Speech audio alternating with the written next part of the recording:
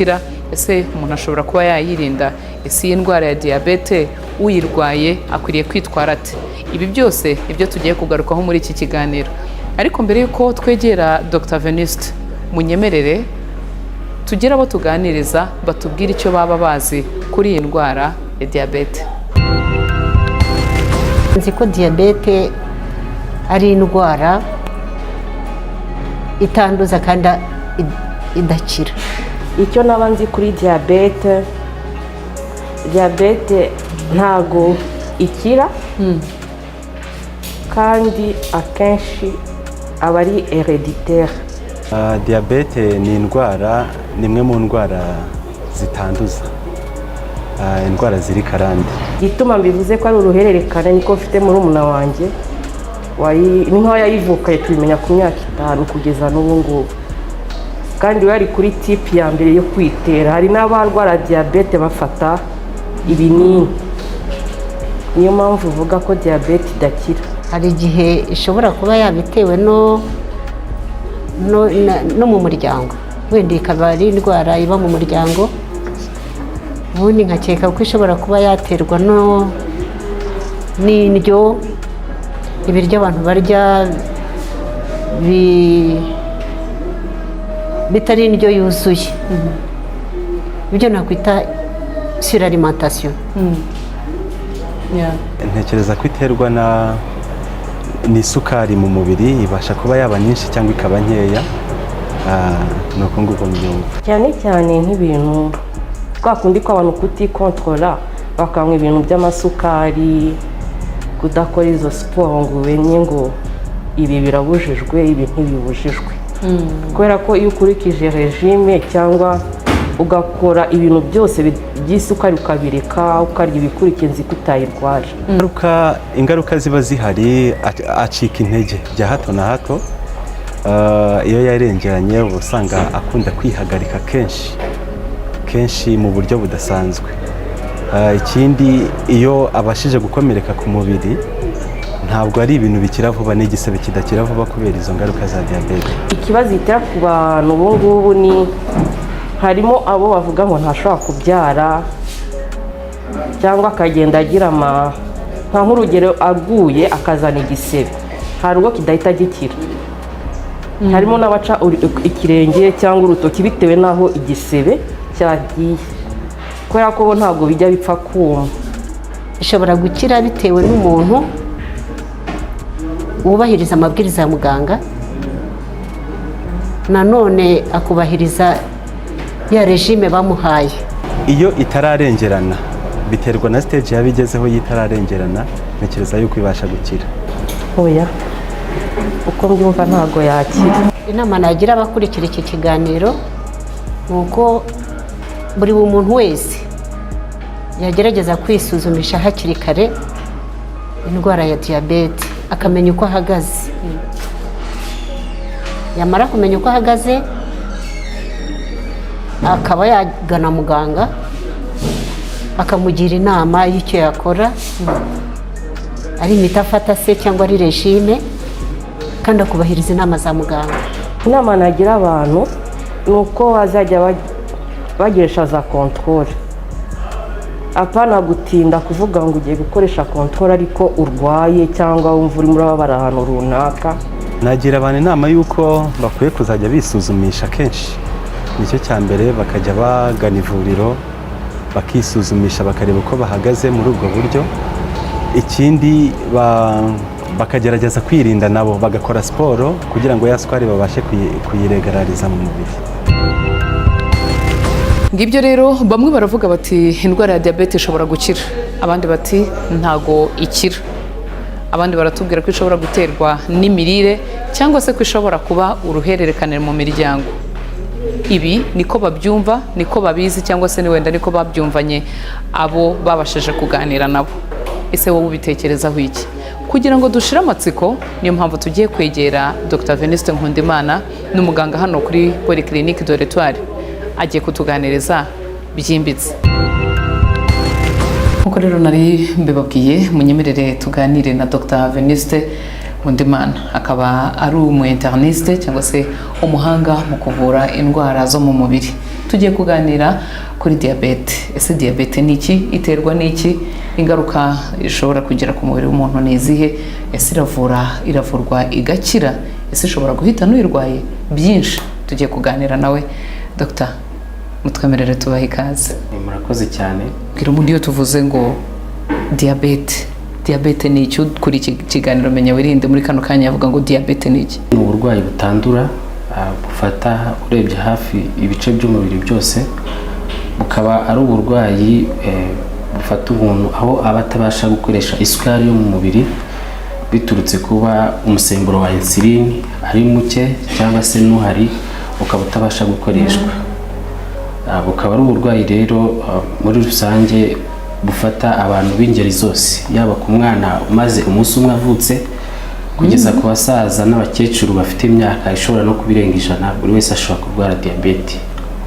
Diyabete rero akaba ari indwara irimo amoko menshi, ariko iz'ingenzi twavuga ebyiri. Hari iyo mu bwoko bwa mbere aho umuntu aba afite ikibazo kuri kumindura cyangwa se pancreas, ibice bikora uriya musemburo wa insuline utuma tubasha gukoresha isukari yo mu mubiri. Iyo pancreas yangiritse ku kigero kigeze kuri 80%, umusemburo wa insuline utakiboneka, nibwo umuntu agira diyabete yo mu bwoko bwa mbere. Diyabete rero yo mu bwoko bwa kabiri ho umuntu yavuga ko ari nka combination y'ibintu bibiri. Umuntu aba afite uwo musemburo muke wa insuline bifata igihe kirekire, ndetse n'uhari ukaba utabasha gukoreshwa, ari byo bita insuline resistance. Muri rusange nizo diyabete z'ingenzi ebyiri, ariko hari n'izindi. Hari ifata abagore batwite bageze muri trimestre ya mbere cyangwa se iya kabiri, guhera ku byumweru 20. Umudamu utwite wasamye atarasanzwe afite diyabete, nyuma y'ibyumweru 20 wapima ugasanga isukari iri hejuru cyane. Iyo nayo ni ubwoko bwa diyabete bugaragara. Tuvuge hari umuntu uri mu rugo wenda afite kariya kaglycometre, ni ryari yavuga ati ndarwaye? Ni ku bihe bipimo atangira kuvuga ati ndarwaye, cyangwa se no ku bihe bipimo yatangira kuvuga ati ubu iyi si yo diyabete? Muri rusange umuntu umaze amasaha 8 nta kintu yariye kirimo isukari, ntabwo isukari ye yakabaye irenga 126 miligram per decilitre. Naho umurwayi wariye mu masaha 8 aheruka, ufashe ibyitwa random glycemia, utitaye igihe yaririye, ntabwo isukari y'ibigomba kurenga 200. Muri rusange rero kuri bari abo basanzwe bafite ikibazo cyo kwihagarika kenshi cyane, batakaza ibiro cyangwa bagira inyota ikabije cyane, igihe cyose ubonye isukari irenze 200 iba ari diyabete. Mwatubwiraga ko ni uburyo umubiri uba wananiwe gukoresha isukari yo mu mubiri. Biterwa n'iki? Icyo kibazo ubwacyo kizanwa n'iki? Icyo ni ikibazo cyiza cyane, kikaba n'ikibazo gikomeye ku bashakashatsi, yaba abavura diyabete n'abakurikirana uburwayi bwa diyabete. Muri rusange iriya diyabete yo mu bwoko bwa mbere icyitera nibyo twita autoimmune disease. Umubiri ubwawo uba wirwanya kuri cya gice cy'imindura twavuze beta cells gikora uriya musemburo wa insuline. Hagaragara abasirikare b'umubiri bawurwanya ubwawo, auto antibodies zataka izo beta cells. Noneho uko zikomeza kwangirika ari nyinshi, byagera kuri cya kigero cya 80% nk'uko twabivuze, umuntu akaba atakibona umusemburo uhagije wo gukoresha isukari. Iriya diyabete yo mu bwoko bwa kabiri yo akenshi igaragara mu bantu bakuze. Yo akenshi ni indwara igaragara ku bantu bafite umubyibuho ukabije, ibyo twita obesity cyangwa se overweight. Abantu bafite rero umubyibuho ukabije cyane, uriya musemburo wa insuline nubwo baba bawufite ntabwo babasha kuwukoresha. Ubundi musemburo wa insuline ukora cyane ku mwijima, ku binure bigize umubiri ndetse n'imikaya cyangwa se muscle. Ibyo bice byose rero ntabwo biba bikibasha kwakira insuline ngo biyikoreshe neza ku bantu bafite umubyibuho ukabije. Twagize amahirwe twumvise ko diyabete ni indwara itandura, ni byiza, ariko se umuntu ashobora kuyirinda na cyane wenda nka bimwe mu byo mwari mumaze kutubwira bishobora gutera diyabete. Muri rusange umuntu aba ashobora kuba yakwirinda diyabete akavuga ati byibuze ku kigereranyo runaka ku ijana ndirinze. Muri rusange nka diyabete yo mu bwoko bwa mbere ntabwo byoroshye kuba umuntu yavuga ngo arayirinda, kuko ni indwara iza gake gake, akenshi utabizi ko nta bimenyetso bidasanzwe igira ku buryo wavuga ngo hari icyo wakora. Umuntu aba afite iyo predisposition cyangwa se ibyo wakita nka genetic predisposition, umuntu afite ibyago byo kuba yayirwara. Noneho abasirikare iyo batangiye gukorwa bataka imindura yawe, igihe kiragera ukarwara diyabete. Muri rusange icyo wakora ni ukwirinda ingaruka zo mu gihe kizaza igihe wayigize, cyangwa se no kuba wakipimisha hakiri kare bakakubwira ko ufite diyabete yo mu bwoko bwa mbere, ugatangira imiti ugakurikiza n'andi mabwiriza dushobora kuri bubone mu byo bakora mu kuyivura, ukaba wakirinda ingaruka zo mu gihe kizaza. Ariko nka diyabete yo mu bwoko bwa kabiri yo kuyirinda birashoboka, kuko akenshi ituruka ku mubyibuho ukabije.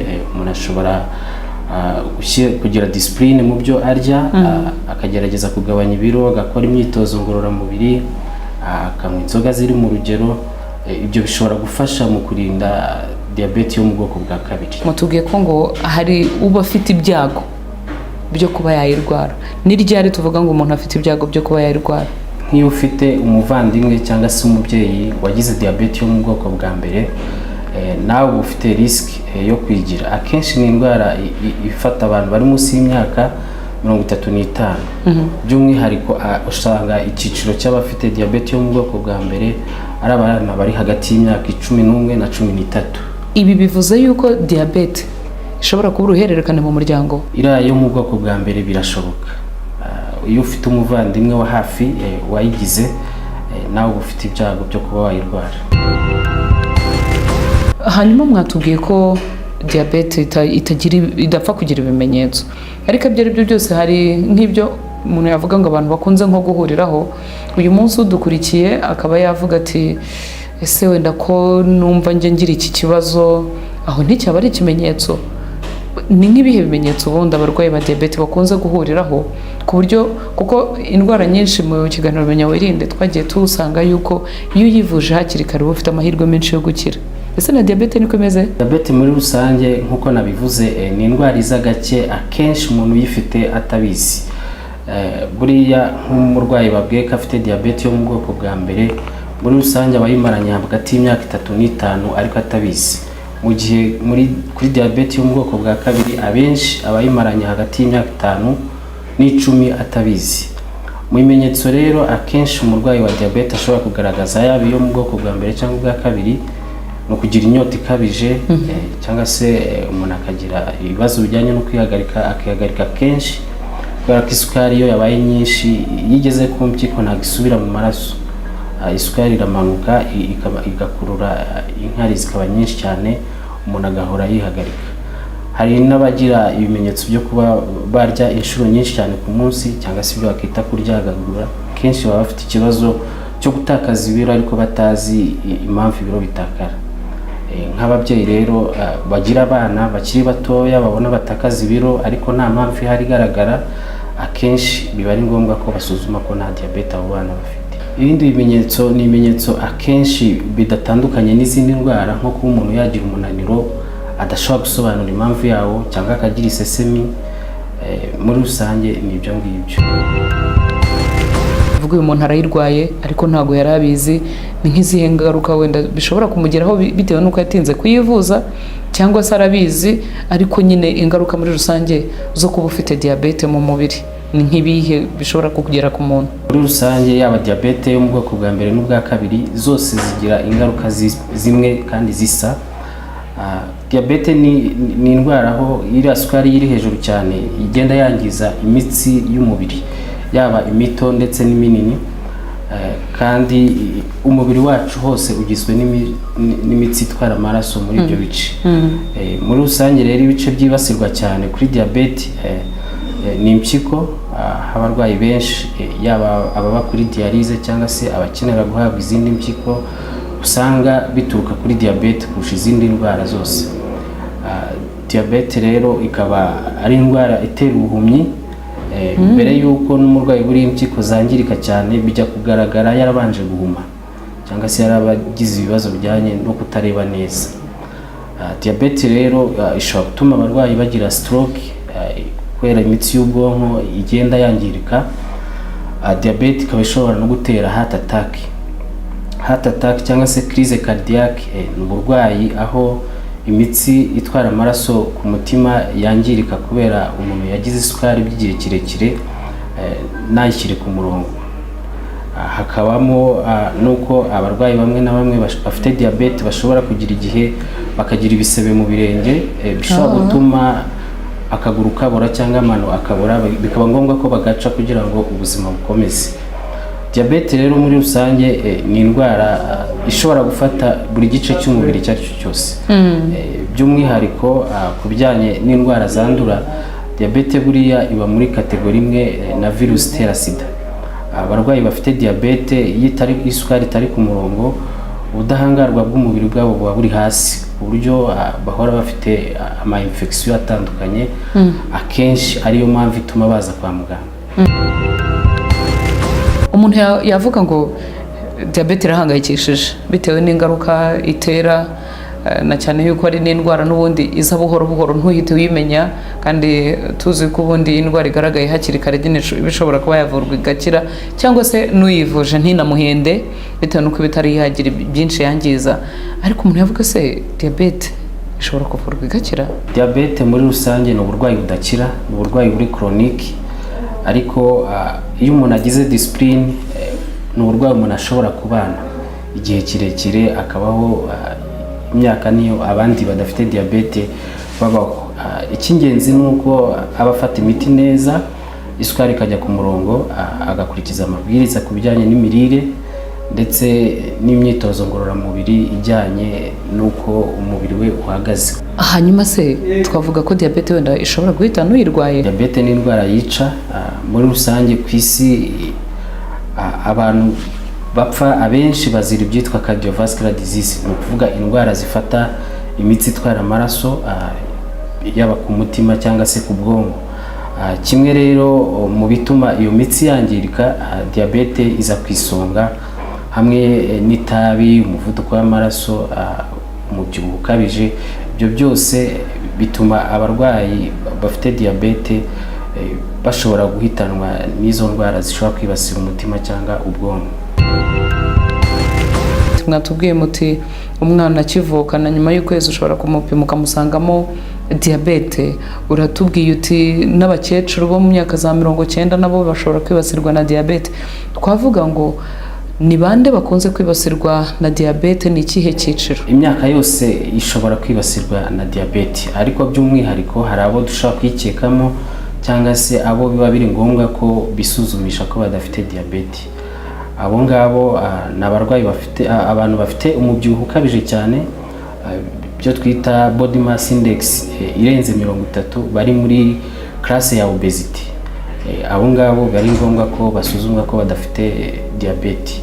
Hakaba abadamu batwite bageze muri trimestre ya 2 cyangwa ya 3, cyangwa se abafite bamwe mu miryango yabo bagize diyabete. Ku myaka iyo ariyo yose biba ari ngombwa ko basuzumwa bakareba ko isukari iri ku murongo itari hejuru cyane. Hakabamo n'abarwayi bafite umuvuduko w'amaraso, nabo kubavura utazi ko bafite diyabete ntabwo biba ari byiza.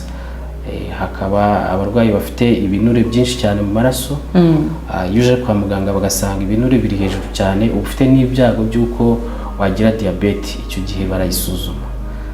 Hakabamo n'abarwayi bafite ubwandu bwa virusi itera sida, abo nabo kubera imiti imwe n'imwe bahabwa nk'iyitwa protease inhibitors ishobora kubongerera ibyago byo kugira diyabete. Mbere y'uko batangira imiti babanza gusuzuma kugira ngo umuntu yirinde kuzagira za ngaruka nk'uko mwazitubwiye. Abasabwa kuba yakora iki mu rwego rwo kwirinda ko niba koko anafite na diyabete ntizamuzahaze cyangwa ngo izamutere za ngaruka zose? Umuntu yabyirinda ate? Cyambere tuba dukwiye kugira imico idufasha kutajya muri risike, tuvuge kugira umubyibuho ukabije cyane, ndetse tugashishikariza abantu kujya bamenya ibipimo byabo by'isukari igihe cyose bagiye kwa muganga, cyangwa se nyuma y'imyaka 3 nimba ufite umuvandimwe wagize diyabete nawe ukajya ureba ibipimo uko bihinduka. Ibindi bishobora guterwa biva ku muntu bijya kundi, tuvuge nimba ufite umuvuduko w'amaraso nkuko twabivuze, biba ari ngombwa ko umenya n'isukari yawe nimba itagenda ihinduka. Muri rusange rero abantu bamenye ko isukari yabo itangiye kuba mbi, kuko nk'abakuze hari ibyitwa pre-diabetes, hari ibipimo bareba bakakubwira yuko nyuma y'imyaka 3 udahinduye uko ubayeho ushobora kugira diyabete. Icyo gihe rero birafasha iyo babibonye hakiri kare bakakugira inama z'uko witwara, yaba ku bijyanye n'ibyo urya cyangwa se imyitozo ngororamubiri wakora kugira ngo bifashe kutagira iyo diyabete. Mwahoze murimo kutubwira uburyo umuntu ashobora kwitwara kugira ngo wenda yirinde diyabete, ariko nubwo wenda atayirinda, wenda akaba anayirwaye, byibuze wenda nirinde n'izo ngaruka. Reka turebe noneho uyirwaye wabimenye, yahawe twa dukoresho two kwipima isukari, ari ku miti, hari n'ababitera n'inshinge, ubundi baba bakwiriye kwitwara gute? Muri rusange umuntu wese wamenye yuko afite ikibazo cy'isukari itari ku murongo, iyo bamuhaye imiti agomba gutangira, agomba kuyifata neza, akagerageza no kwipima kugira ngo amenye nimba imiti afite ihagije cyangwa akwiye kongera cyangwa akagabanya. Uretse kuba yafata imiti rero, hari ibikorwa buri mwaka, tuvuge kujya kureba muganga w'amaso, kubera ko mbere y'uko iriya diyabete ijya kwangiza impyiko, umutima ndetse n'ubwonko, ihera mu maso. Iyo babibonye hakiri kare baragufasha kureba ibitagenda neza kugira ngo isukari yawe ijye ku murongo. Hakabamo no gusuzuma impyiko buri mezi 3 kureba nimba nta kibazo zifite, kuko iyo bikiri ku kigero cya hafi haba hari byinshi byakorwa kugira ngo bakurinde ko uzagera kuri stage ya nyuma ituma ukenera dialyse cyangwa se guhabwa indi mpyiko kugira ngo ubuzima bukomeze. Hakabamo ndetse no gusuzuma mu birenge igihe cyose umurwayi wa diyabete yaje kwa muganga. Kuko iyo atangiye gutakaza kumva mu birenge cyangwa se afite ibinya, kiba ari ikimenyetso cy'uko isukari imaze igihe itari ku murongo. Nk'abo usanga amaze kubona ibipimo by'isukari ye bimaze kujya ku murongo agahagarika imiti, biriya biremerwa cyangwa hari indi nama wenda mubagira? Muri rusange ntabwo byemewe guhagarika imiti ya diyabete, kuko isukari iba yagiye ku murongo kubera ko wafashe iyo miti. Iyo uyihagaritse rero akenshi ibipimo birongera bikazamuka, bikaba nabi, rero diyabete ikaba yakuzahaza. Ikindi, iyi isukari iri ku murongo uba ufite ubuzima nk'ubw'abandi bose badafite diyabete. Muri rusange rero kuba ibipimo biri ku murongo byakabaye motivasiyo iha umurwayi ko ubuzima bwe bumeze neza, adashobora kuzahazwa n'ingaruka za diyabete. Guhagarika imiti rero kubera ko ibipimo byagiye ku murongo ntabwo byemewe. Hanyuma umuntu wese wihagarika mu buryo budasanzwe kenshi, biba bivuze ko afite diyabete? Muri rusange kwihagarika kenshi cyane ntabwo bivuze kugira isukari iri hejuru gusa. Bishobora guturuka ko udafite umusemburo witwa ADH, umusemburo uva mu bwonko utuma umuntu abasha kugira igipimo cy'umunyu gikwiye ndetse n'amazi akwiye mu mubiri.